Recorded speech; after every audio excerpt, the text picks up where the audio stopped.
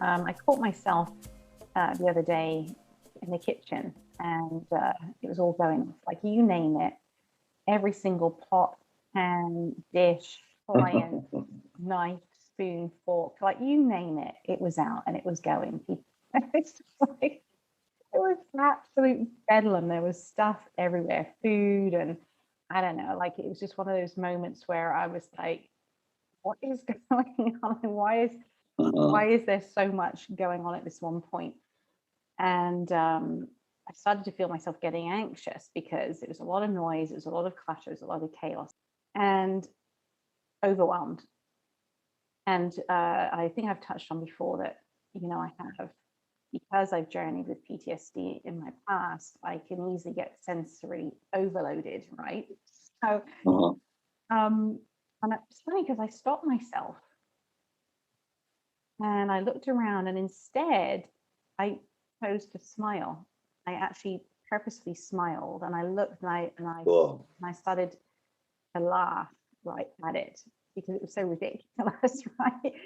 And I just started to laugh, and I started to see it for its craziness. And I was like, you know what, in my lifetime, who knows if these moments will ever happen again. And it was just, I saw the comedic value in the bedlam, and it led me to really think about the stories we tell ourselves, Mm. right? How Mhm. easily we can just go down a track and convince ourselves of a reality, when in fact there's hundreds and thousands of different realities that we could equally choose. Mhm. And I was really thinking about that, is to journeying a little bit today with, how do we know it's a story we're telling ourselves, and how do we know when it's not? Mm. And how do we let go of the ones that we've told ourselves that aren't serving us anymore? Mm, That's a big one that I've been kind of has kept coming up for me in the past little while. Yeah, I find this topic fascinating, but it is true how the stories we tell ourselves um, like create the picture of identity, right? That we hold. So it is interesting when you kind of look at that through the filter of change, right? Because the other day I was thinking about something in high school, and then I thought about like my memory of it. So like there's the memory of the event, then there's like my emotional memory, or like remembering my response to it, how it made me feel. And then as a little kind of test or whatever, I thought to myself, well, like keep going. So I kind of thought like why I was kind of almost talking to that page of me. mhm. And I was like, why did you react that way? Why did you think that? Because it just felt so foreign. Like I would never do that, react that way now. And then I had a good laugh at myself about that idea, right? Of like the story I was telling myself then of who I was, um, informed my attachment to my beliefs, that identity. And so anything that kind of like questioned it, or, you know, I don't know, like cracked the foundation of that, then you would have a certain reaction to. But it's fascinating when you see when time has passed, you have the perspective of time, and you're like, oh, I don't think any of those things anymore. But you don't necessarily know when that story changed. It happens so slowly. It's like moving water, right? Mhm. You know, and so I find that really interesting because it means ultimately the stories that we're telling ourselves at any one moment are not fixed, right? They're ephemeral, and Mhm. they are amorphous, and they kind of grow and change and ebb and flow. And I think that's kind of the liquid beauty of life in that way. Um, but it takes a certain amount of time noticing your storytelling to be able to see that there's a like a before that story, and there will be an after, and that necessarily doesn't equal truth, right? Yes. Yeah. Well, and I love the way you brought the word truth into this conversation, because that's something I mull around a lot into: truth. What is true Mhm. and what isn't true? Because we are such complex and messy beings. And everything, every emotion or action or reaction, word, is put through so many different filters in our brain. Um, So what part of that is true? And I think I came down to the thought process was the only thing that you can gauge it by, and I'll be interested to see what you think about this, is how does it feel in your body? Mhm. But then that kind of challenged me back. So I'm going, well, if you're walking with PTSD or trauma or cellular memory, then your body could also be creating a different reality to try and keep you safe. So I tend to go by, do I feel a sense of quiet? What it's come down to Mm. for me. Is there a sense of quiet in my being when I make this decision, right? Respond in this way? Because in those moments of inner quiet, your body is not having a reaction, your mind's not having a massive reaction. And so surely that's an indication that you're completely aligned. Right. Right.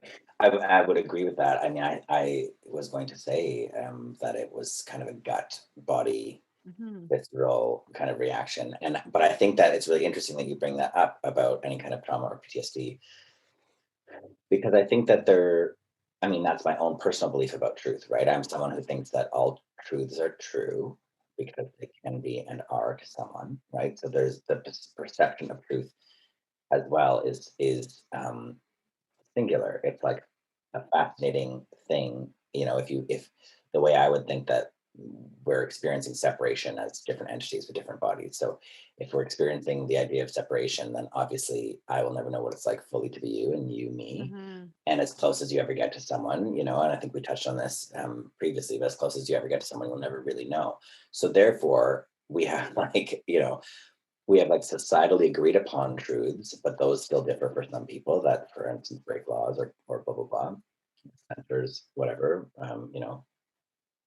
leaders of new movements, right? So even that, the truths come up, gay people can get married right now in Canada. That was not a truth, 25 years ago. So in that way, I am someone who thinks that all truths are true and they come down to the individual's like your individual consciousness and how it's perceiving who you have defined yourself to be and the world you've defined yourself around you and how those things interact. So in that being said, I think in the example of something like trauma or PTSD, you would still say that that's true for the person in that moment, right? So it's like my body's not quiet and I feel panic and I feel unsettled. That is my current truth. So to me, that's what I was going to say. I feel like truth is almost a moment to moment thing because even in the span of one day, it can change, right? Hmm. So, you're having this kind of PTSD reaction, you're having a body trauma reaction, and I need to remove myself and I'm feeling overwhelmed and anxious.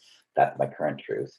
And then an hour later, when I've, done some of my self care regiment and I've like removed myself, done some journaling, whatever it is, maybe that quiet comes back in, and then that is, you know you might argue with, or you might use terms like higher self truth or ultimate truth or highest good as truth in that kind of quiet connected alignment space.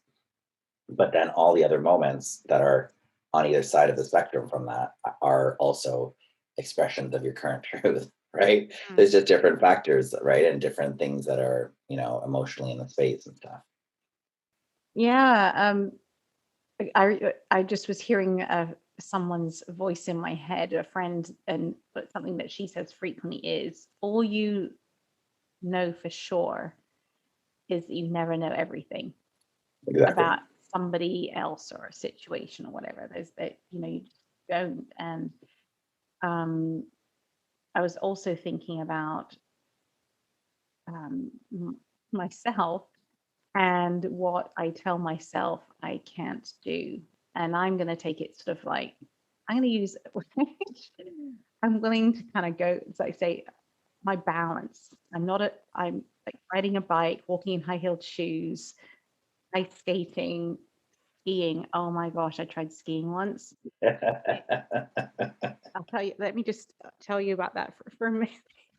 And this is interesting. I don't know, I've kind of gone off on a bit of a tangent, but I have a belief system that I just don't have good balance. Now, do I just don't have good balance, or is it I was told when I was young, oh, you're not very good at balancing, right? Or because I would Right. fall off my bike often, and therefore my brain took it on and believed it and morphed it, and therefore now I'm at my age still not good at balancing. Right. I don't know. It's interesting to think about that for a second.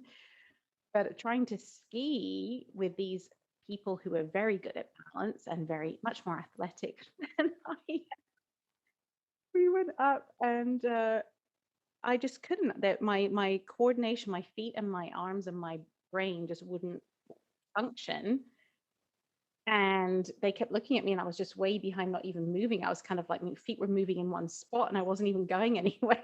Right? So the they ended up sending someone to help me from the place, and he had to guide me down the hill in front of me. So he was skiing turning backwards, so he was backwards going Okay. down the hill, and I was forwards, and so he was in front of me to kind of keep me from wiping out or going too fast or whatever, right? Okay. Yeah. And so he's skiing backward, and all of a sudden, I don't know what happened, but I just started going really fast Okay. and couldn't stop myself. And he tried to stop me, and it didn't. So I ended up knocking him. I went through his legs, and I just went flying down the rest of the Oh my mountain. God. And he's left behind, just completely flattened. And everyone's just looking at me, and all they could hear was me shrieking as I'm Yeah. out of Yeah, of control. course. I get to the bottom, and it was like, well, that just confirmed that I have no coordination, and I can't. Right. Right. It made it And true. and Her. it was caused a lot of entertainment for everyone else around, which, it was Yeah. great. But for me, I was just like mortified. But I don't know, like if I was to perhaps start using that as an example, and I've done this with other things in my life, where I just start saying I am perfectly coordinated and I'm perfectly balanced. Mhm. I wonder, the mind is so powerful that you can reprogram all sorts of parts of your being. Absolutely. Yeah. Like that's so that would be, you know that I am someone who believes your thoughts create your reality, Yeah. right? So Too. I can imagine that if you had a lifetime of telling yourself that story, then of course it would be true, right? And yeah, likewise, I think you could probably rewrite that story. And I think that's the powerful, um, or not powerful, that's the power I think that we all have, which I think is, Mm. um, it's it's not a small thing for me. I think if I can just underline it here to anyone who's listening, like that truly is the beauty and the power of humanity, right? Is that Mhm.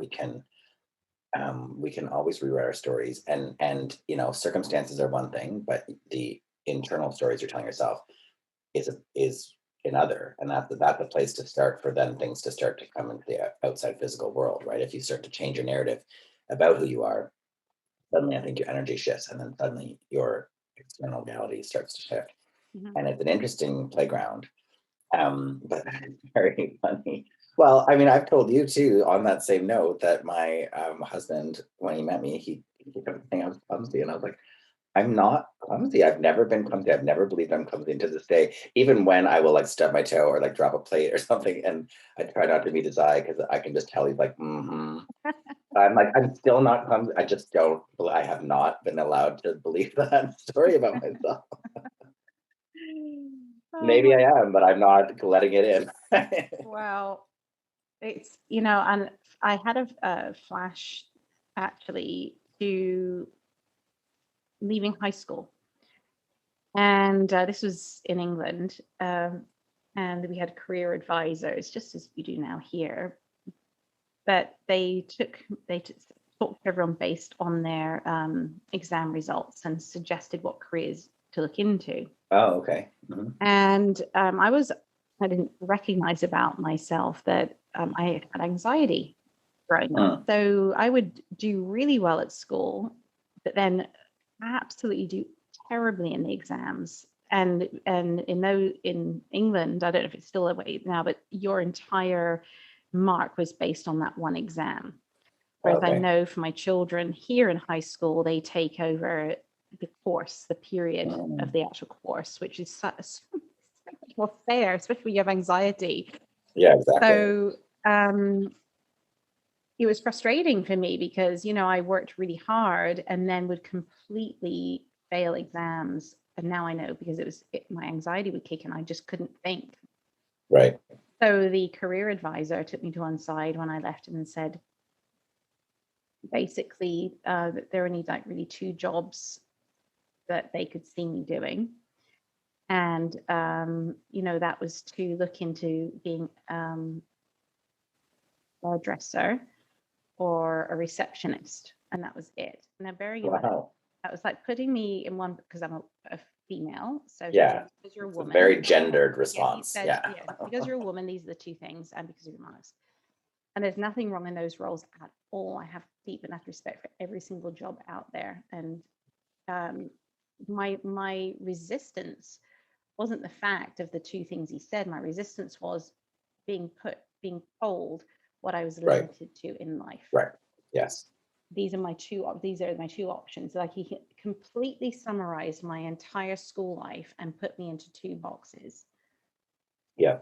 And I remember standing there, and it was one of those moments where, you have a couple of options in those moments. You can either believe that and go, yeah, you're right, that they are my two options.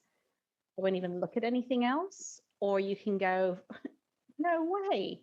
Like, Right. I'm, the world is full of things I'm going to go and explore and see what I am capable of, right? Right. And it could be that you end up doing one of those two options, but not because someone else has told you, but because you've chosen to. And that was my issue. It's like, it's my choice, right? Right. And I think that goes back to what you were saying about that quiet space. Because, ultimately you get to a place where you can hear your own voice. And if your own kind of gut or body response, it's like, this doesn't feel right. And there's so much more. And I could be an astronaut if I wanted to, then you have to trust that. So that's the thing I think that we're kind of circling around is like the stories we tell ourselves, and then that becomes our belief structure, and then we don't allow ourselves opportunity because of that narrative, right? Whereas if, and sometimes there are things like mental health or trauma or whatever that are kind of sitting in the body that are blocking us from our own truth. While you were talking about your high school experience, I was thinking about mine.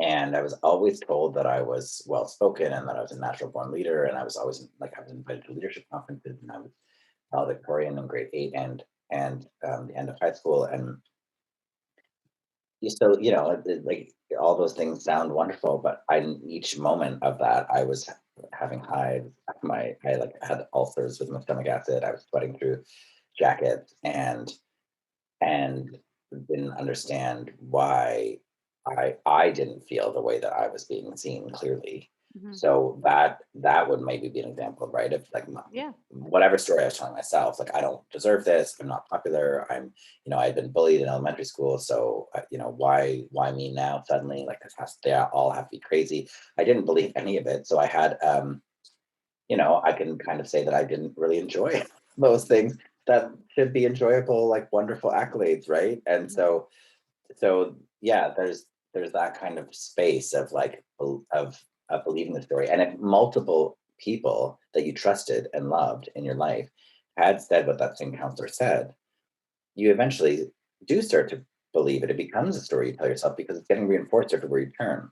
Mm-hmm. Right. So it's another interesting piece about judging others, right? If oh, I heard you were lazy, and then multiple people tell you you're lazy because no one can see that it's actually depression or anxiety or whatever. And then suddenly you believe that you are. So that made me think of, isn't that kind of the definition of gaslighting too, right? Where like, people tell you something often enough, and suddenly you aren't able to listen to that space inside, that quiet space. You're so far away from it because of your trauma and because of the experience. And so you're just like, okay, I guess they're right. Like, and then you just believe this thing that is not true. Yeah. For you. It's just, And that gaslighting piece, I think we may have touched on it in one of the other podcasts. And I know like there are varying degrees and shades and tones of gaslighting in the context of peers to peers as children. Like children do it to each other, parents do Mhm. it to children, family members do it to other family members, and sometimes it's from a place of trying to make someone feel better, but it's like complete dismissal, right? It's just, Mhm. no, you don't think that. You don't really think that. No, you don't, or, it's not that bad, or, Mhm. they're all, it layers up this whole belief system that you don't know yourself, Right. Exactly. and your feelings aren't valid. Mhm. And interesting enough, Yep. a family member did say to me something similar to the guidance person. Oh, interesting. And I remember it very clearly. And it was actually years later, and I was looking in the newspaper at jobs.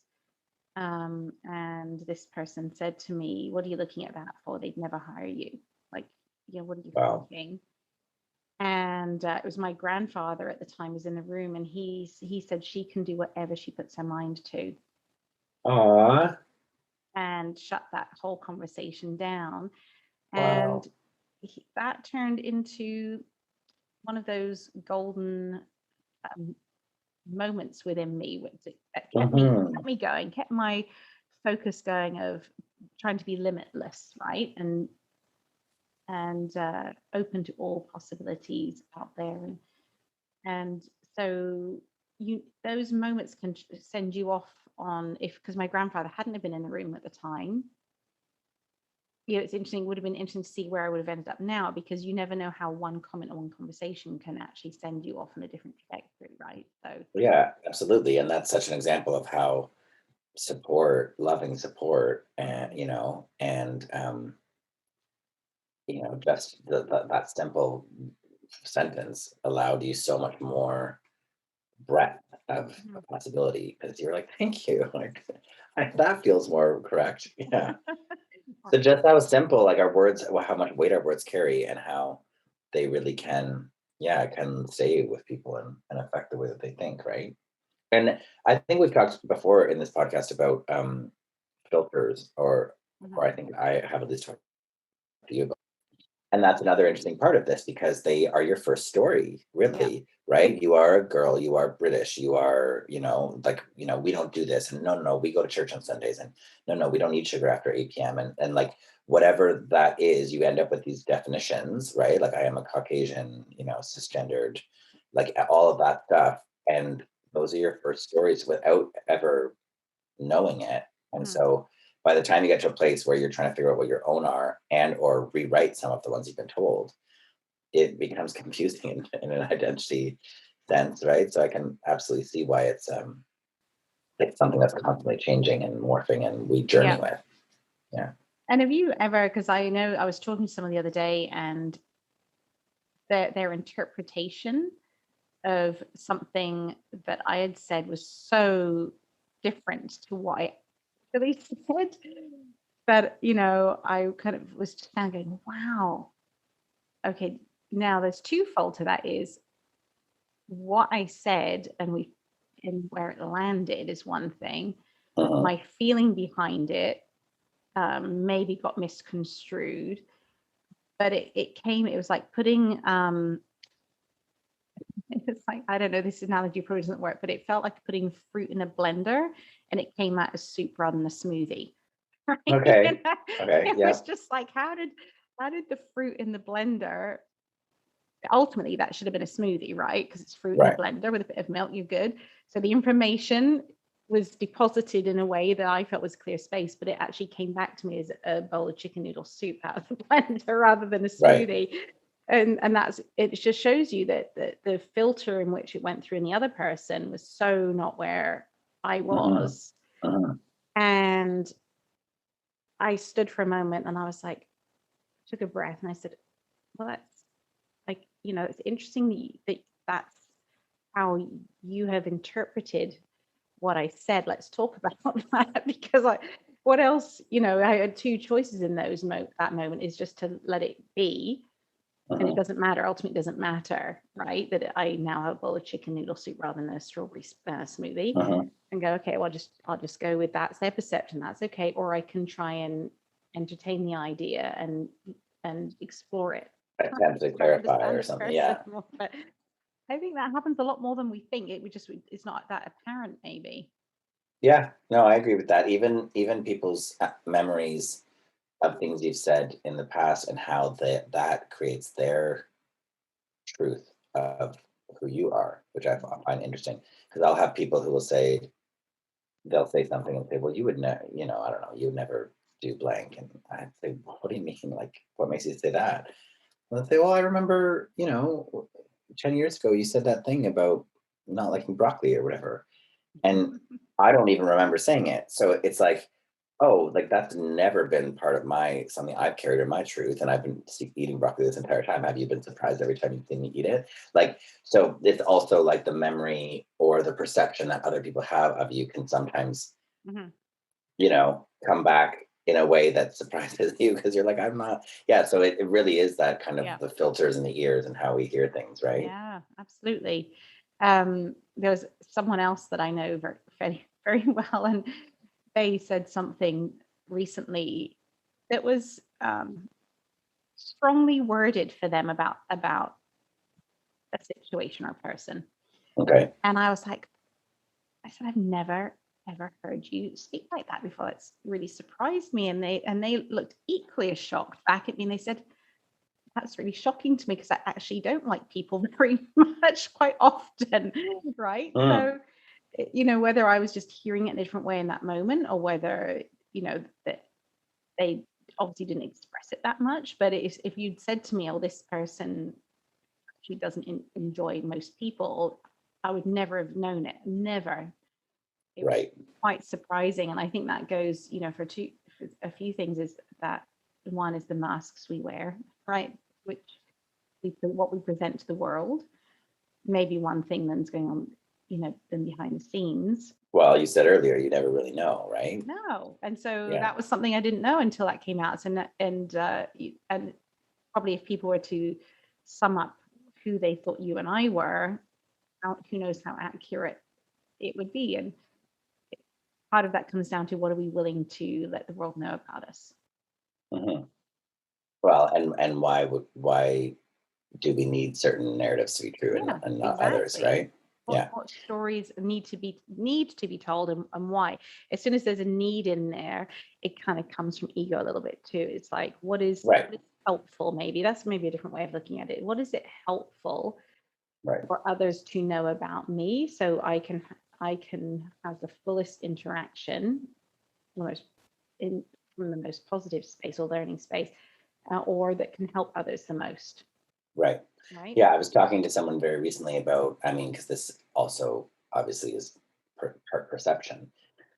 And so I was kind of talking about how in the past, I guess, 5 years, I've really come to this place where I let most things kind of roll off me like water off a duck's back because I, the more people you meet or the more conversations you have along this line, you start to realize like, oh, you see me this way and you see me this way and you see me this way. And like Yeah. I don't necessarily need to fix that or alter that or drive a different train. Like that is your take. So I was saying to this person, like there are for sure people that consider me one way, who like me, who dislike me, who think I'm very well off, who don't, blah, blah. And it doesn't matter that I Hmm. maybe don't think any of those things about myself. Yeah. So it's when you start to get to that place, you're like, okay, I can be the me that I am to you. I see how you see me. I start to do that around, and be like, Yeah. if I'm, even with parents, with family Yeah. members, with coworkers, right? Sure, you think I'm the guy that makes a list? I'll always make a list. So that's fine. Like maybe I'm annoyed doing it, and you don't know that I actually resent you for it. But like, sure, I'm the guy that makes a list for you. So I just started to be able to like chameleon into what my realization that people were perceiving. They had this idea of Thomas, and that's how they interacted with me through that filter, right? Right. Of who I was to them. And Right. I'm just like, you know what? It's not worth my while to resist this or to try to rewrite it. Like I'm good with me, my inside space. So sure, I'll be the you that you think that I am. It's quite funny, I think. But I was gonna say too um about the rewriting the story part of it. Because I think it's a really interesting journey in that way. Like I have in my life said to myself, what story are you writing? What do you want your story to be? You know, I think that you could use language like legacy or, you know, whatever, but those have been like more, I don't know, movie climactic, dramatic words. But like just in terms of the story, like, well, who are you trying to be? What story you're writing for yourself, and where you want it to end up? If you think about your, maybe it is just me, but I think often about like my deathbed or a eulogy given about me, and like what is that? What is, who am I at my last breath? Who am I remembered as? And therefore, doing a working back from that. What story am I writing? Am I a kind person that was giving to everyone that met me? And like, how am I? Where am I going with my own narrative? And that, and you know, being someone who can see that I've written multiple stories about myself, and that they do. The longer I live, the more they change and grow, and that it is really an amorphous journey. Then it becomes that power of the blank slate, and choosing the blank slate and being like, okay, how, what am I gonna, if I'm the master of my own stories, I'm telling myself in my own narrative, I can change it every day is a new day to change it and write a new story, right? And so how do I want, it makes you look at where you're at, it makes you look at how you're thinking, it makes you look at what you're feeling, and how do I want to shift those things for the rest of the journey of my time here on earth? Like, who am I trying to become? And I have the power to slough off everything that has been told to me before, or that I've thought about myself before, and I can begin anew. And I think that that's really lovely, right? Yeah. Like how the tale progresses. Yeah. I think for me, um, I had to simplify it right down for many reasons. You know, there were parts of my life in the last 5 years that were like so beyond my control Mm, that I started to like simplify it, simplify it, simplify it, simplify it, simplify it. So now I'm at a place where I'm work really, I was working, should I say, really hard at always being in the moment.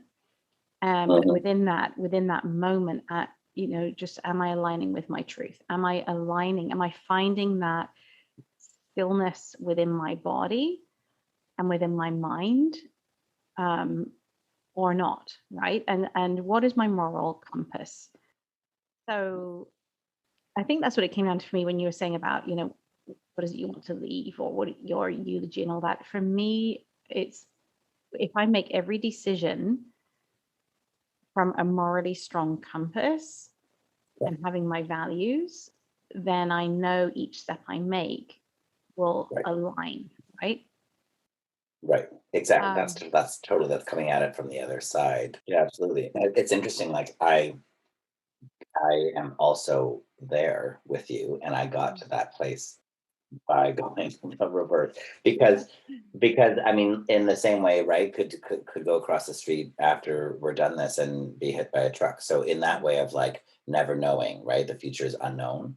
Then it becomes of being present in the moment and living each moment like that, right? If you live each moment from that moral compass standpoint, then you've strung together a lifetime of moments, no matter how long or short that lifetime is, no matter how many people you got to touch or not touch, that um, that you know what was, that was the story, that is the you, that is the you that you carried, right? So it becomes a momentary, every situation, every conversation, every, the way you hold yourself, your energetic field, all of those things like that, that's the practical daily momentary living that I way of living that I got to Mhm, from realizing how much I could constantly choose my reality.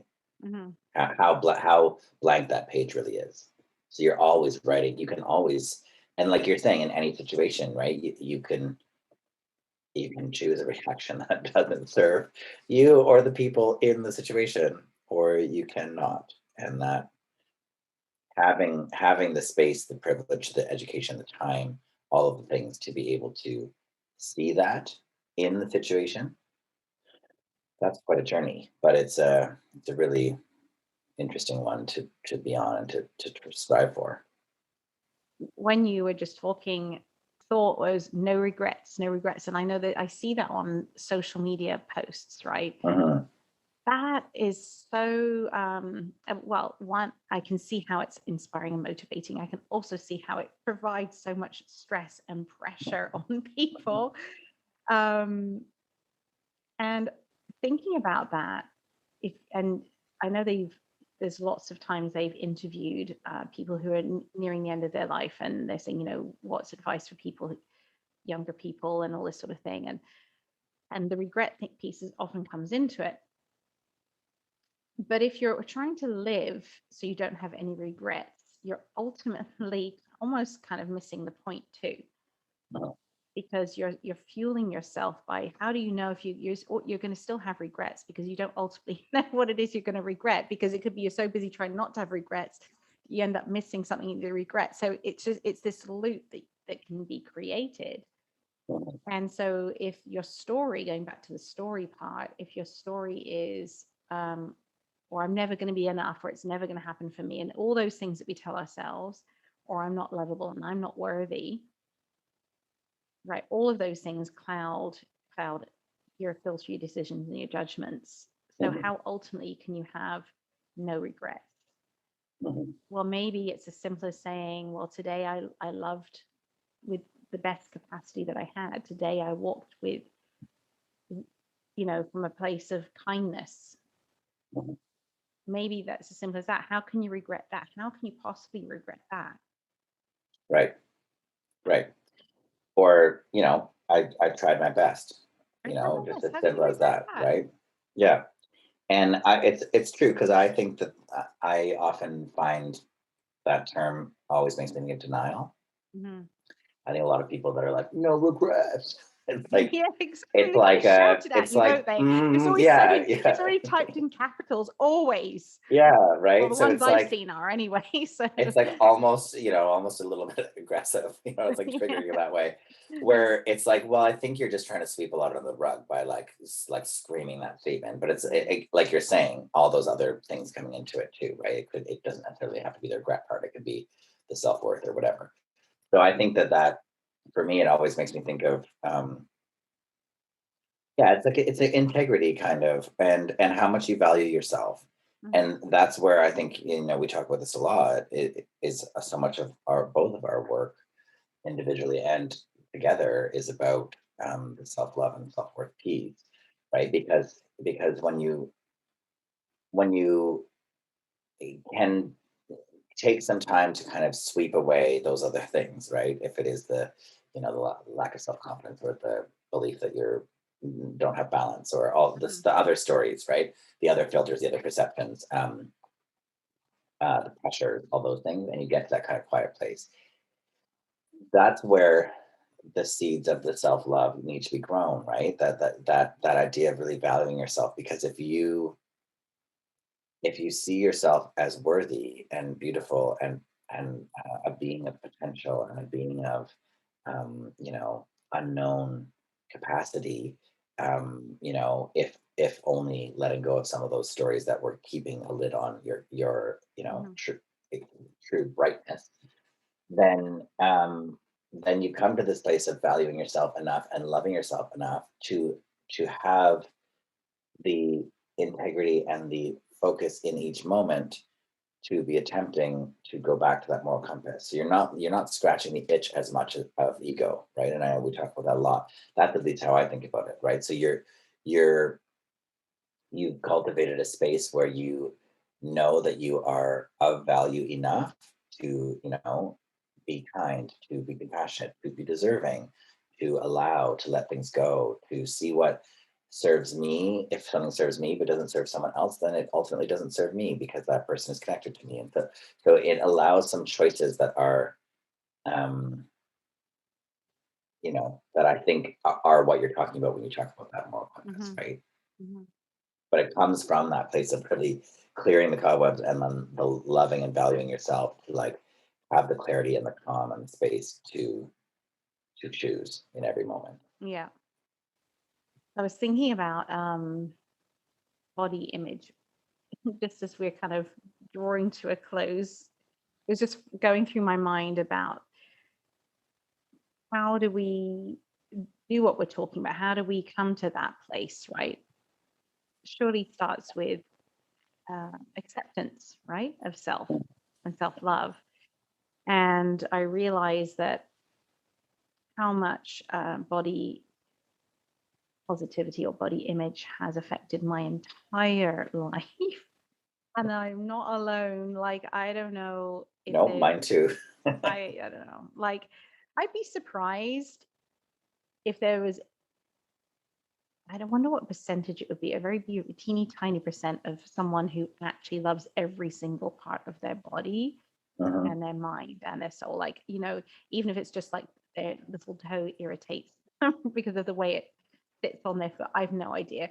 Like, mhm. I don't think I've talked to anybody in my lifetime that has had something critical to say about themselves Right. No, I visually, definitely agree with that. visually. Yeah. And so that's, and I love that there's kind of mirror work that people are doing, which I think you and I were talking about a little bit before we came on, because that challenges all sorts of parts of the mind. So to Mhm, really get comfortable with yourself. Um, so part of that is really coming from a place of looking at yourself, and rather than rejecting it, what I try and do is thank you, toes, for keeping me balanced. Thank you, stomach. If you turn it into thanking your body, mhm.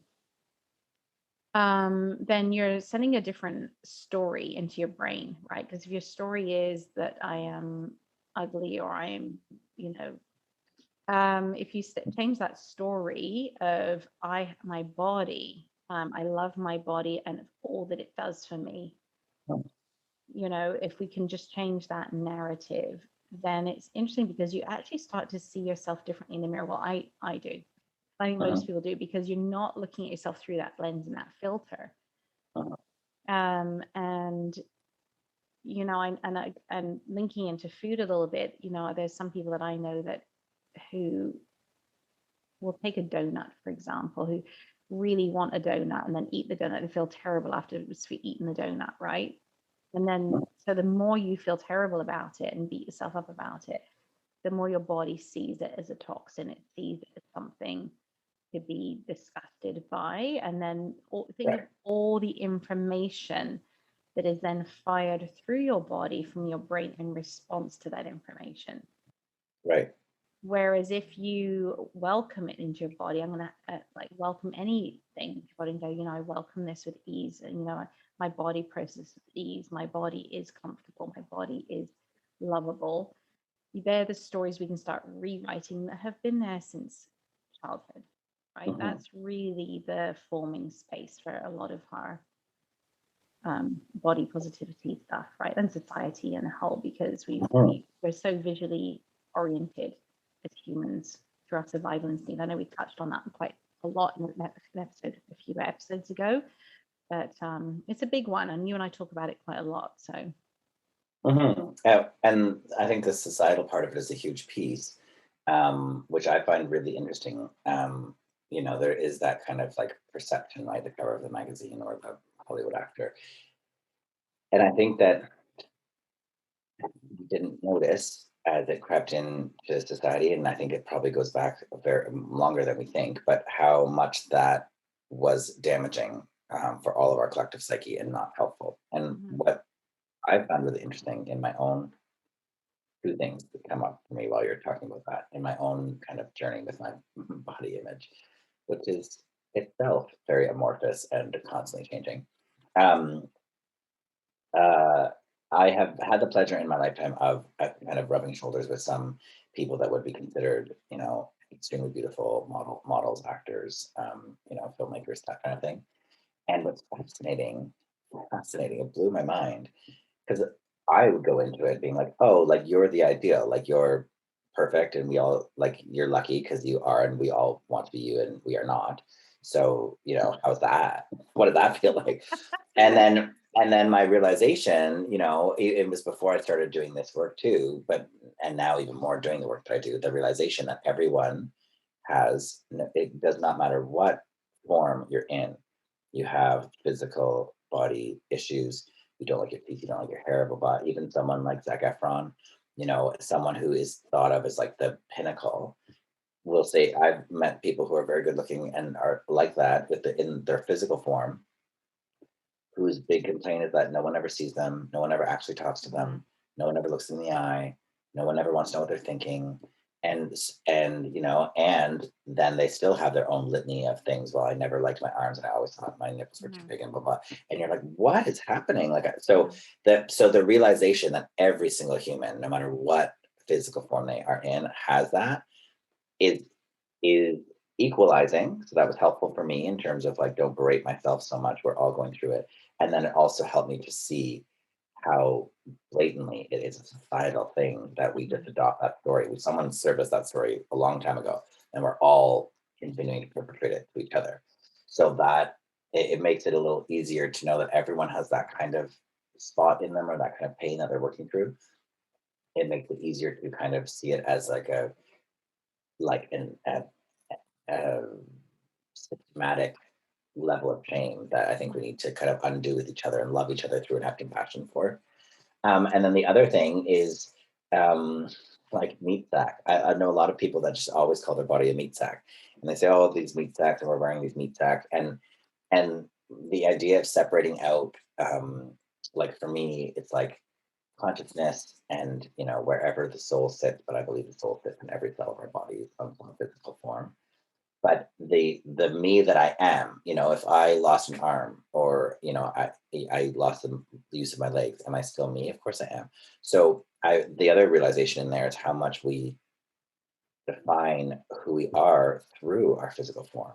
Mhm. And the thought of it as being a mask or a meat sack, or I have this body on loan from the time in between my mom and the ground, you know what I mean, or the Yeah. incinerator, right? So like I can thank it and love it for what it's doing for me. It's carrying my consciousness around every day. It's allowing me to exist in this physical plane. It's allowing me to taste wonderful tastes. It's allowing me to smell these beautiful flowers. And so you're kind of like breaking it into parts a bit more about Mhm. how the body is just allowing the experience of life, and the experience of life is so beautiful, and we're so grateful for that. Mhm. It helps you to be kinder to the physical form you're in, you know and it helps you to kind of like love it more. And I think I've told that story on the podcast before about when I first heard of the concept of talking directly to your body or your organs, and I started talking to my Yeah. heart, and Yeah. I forgave my heart, and I burst into tears. Yeah. Right, so like Yeah. the body is there, and it's conscious. It holds your consciousness. It talks back to you. It's here to help. It does so many beautiful things for us. So I think that those two things, like just seeing it as like a thing I'm in, like I'm Mhm. driving a ship, and it's this meat sack, and then also realizing that everyone has that is it made me be kinder to myself and Yeah. other people, right? Yeah.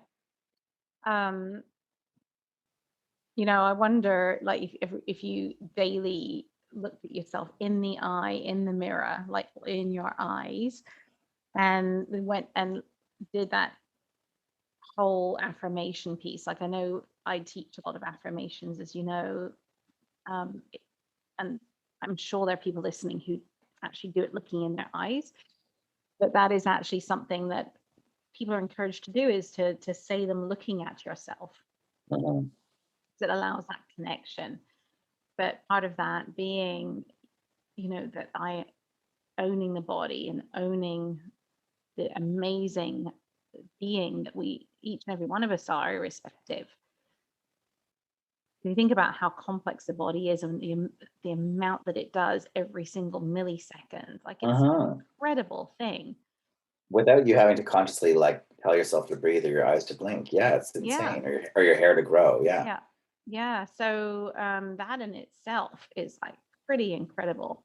Like, so you can get it down to that kind of fine piece. But part of um,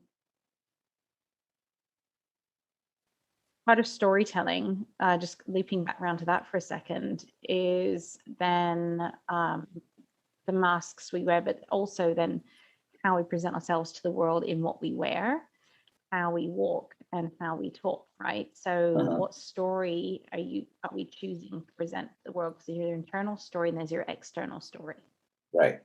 Right. right? So we have options. um, I was talking to some people the other day, um, where I used it in terms of a GPS system, or a sat nav, as they call it in English. I'm pretty sure they call it in English. So the GPS. So talking about destination, or your leaving point from this meets back, right? When you put in your GPS, you can put in your destination. So we know, as I said in the last podcast, we know that we're all going to end up at that point. But then if you can then go into settings in your GPS, right? And I for one mostly choose to avoid highways, because it caused me anxiety. So I just told myself a story there. So you can notice that? Yeah. So I could reword that, and I find highways easy. Yeah, exactly. But I normally choose to avoid highways. I like looking at the scenery. I like the changing up of environment. I like to be I'm more alert because there's traffic lights and stop signs and this and that, right? But you can also choose, and a lot of GPSs, to search along the route, right? Right. And you can create alternate stops along the route as well. So you have all these controls within your final destination point in your GPS, just as we have all sorts of options within our settings, our internal settings of our own destination point.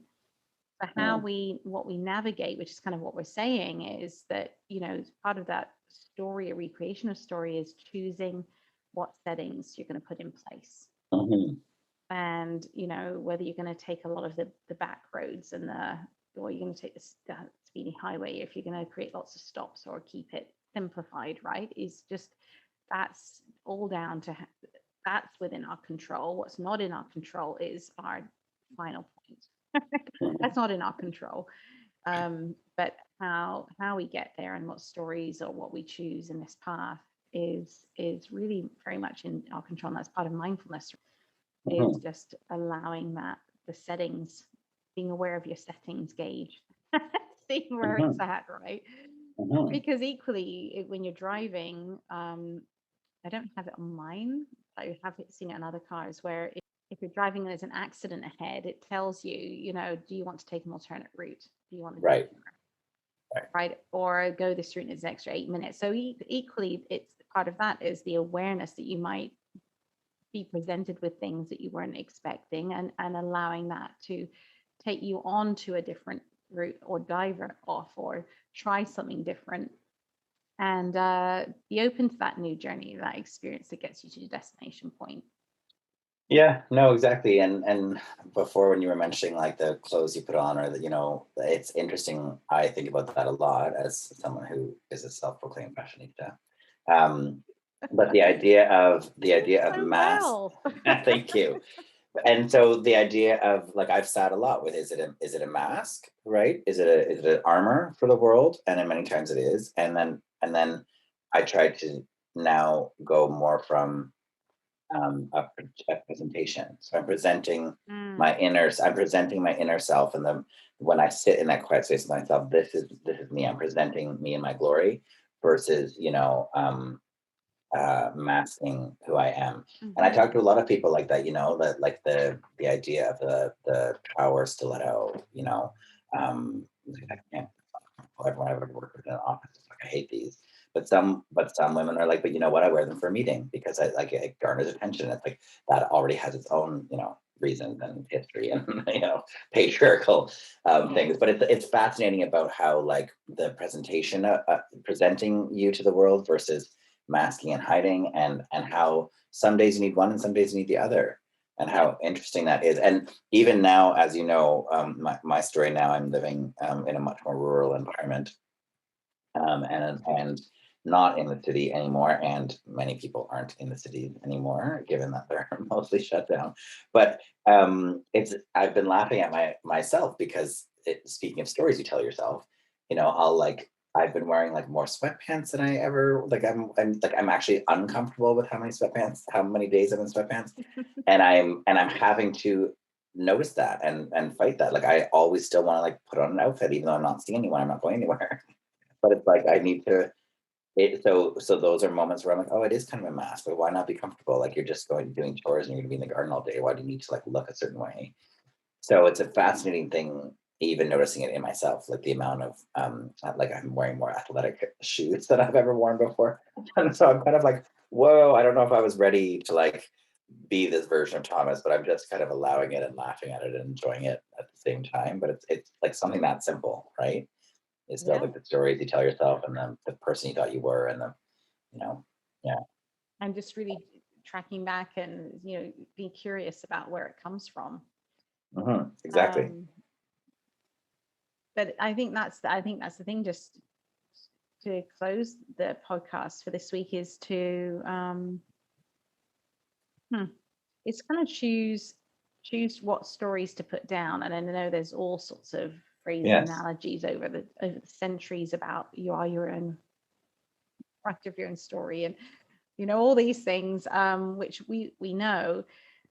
But I think that's the point, is like you can choose what stories you keep, and maybe just consider the simplicity of, Hmm. this gives me joy in this moment. Like, if it gives you joy to wear those sweatpants, then in that moment, then wear the sweatpants, right? Right. And Right. just let go, and try and find that stillness by being present in the moment, and just come from that place of um, curious wonderment, as we like to say, curious Hmm. wonderment in each moment, rather than attaching to the story or to the outcome. Absolutely. Yeah. And really believing that that each day and each moment and each encounter really is a blank page that you get to write. That nothing, you're not doomed to anything. You're not fated. You're not dragging those definitions of who you were or those stories with you if you don't. Well, it was a pleasure, Thomas. I love chatting with you. I love chatting with you too. Thank you. This was helpful for me in many ways too. And it's always such a pleasure to share space with you and to kind of discuss what's going on in our energetic lives. And I look forward to catching up very soon. Absolutely. Yeah. Take care, Andrea. Bye.